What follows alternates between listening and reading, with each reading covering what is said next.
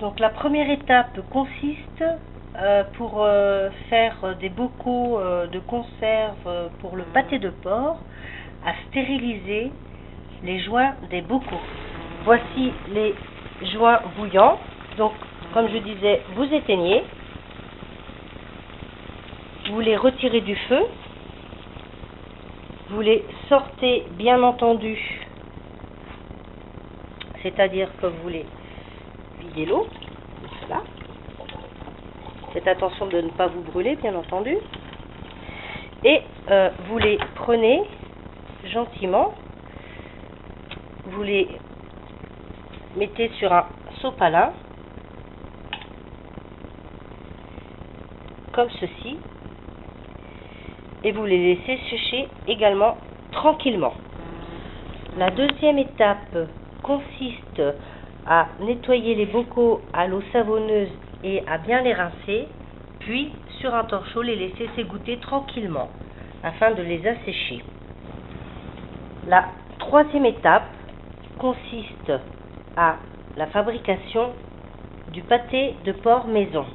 Pour cela, il vous faudra donc, pour commencer, quelques brins de thym ainsi que du laurier sauce, puis 100 g d'échalotes avec 40 g de sel fin, 5 g de poivre moulu blanc ainsi que 4 œufs entiers, 10 centilitres de vin blanc et pour ma part 10 centilitres de Rivesol, mais vous pouvez utiliser du Porto, du cognac, du whisky, enfin voilà, l'alcool que vous désirez.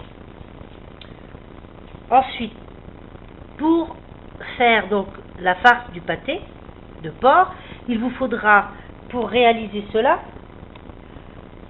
1,2 kg de gorge de porc, 450 g de foie de porc, avec 600 g de poitrine de porc décoinée, 600 g d'échine de porc et une barde que voici, que vous mettrez dans le fond de vos pots des bocaux.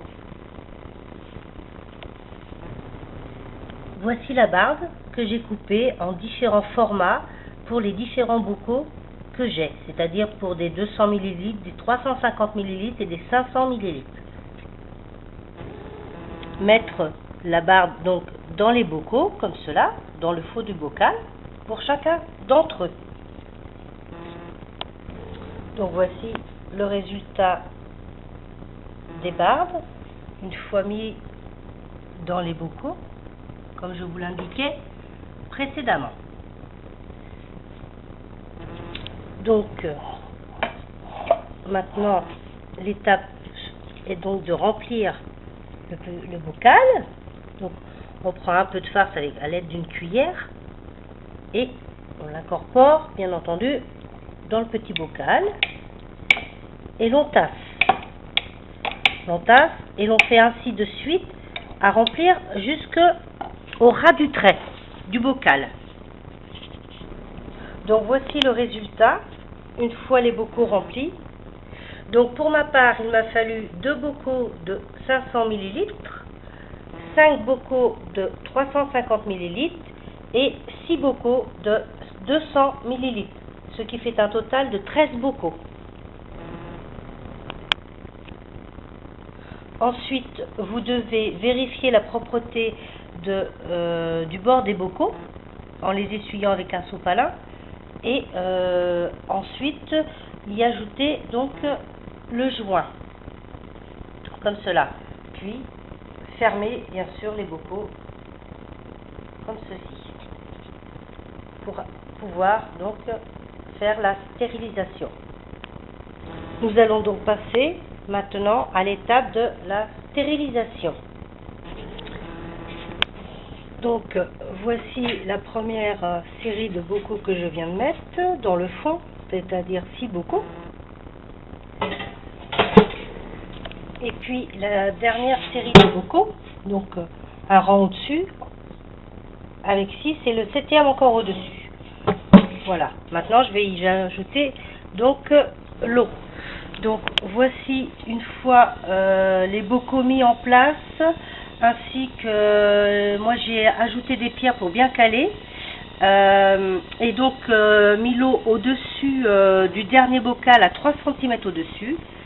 Et puis vous fermez avec le couvercle et vous laissez donc tout ceci pendant 3 heures de temps de cuisson à partir du moment où l'ébullition se forme. Et puis ensuite vous éteignez et vous laissez ainsi jusqu'à complet refroidissement.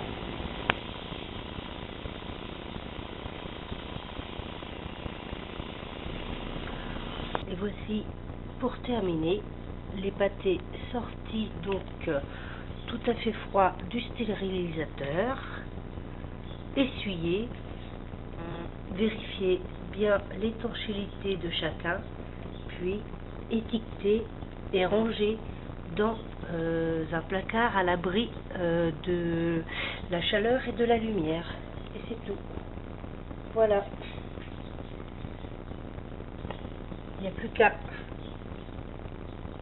Merci d'avoir regardé cette vidéo et qu'elle puisse vous rendre une bonne utilité et service.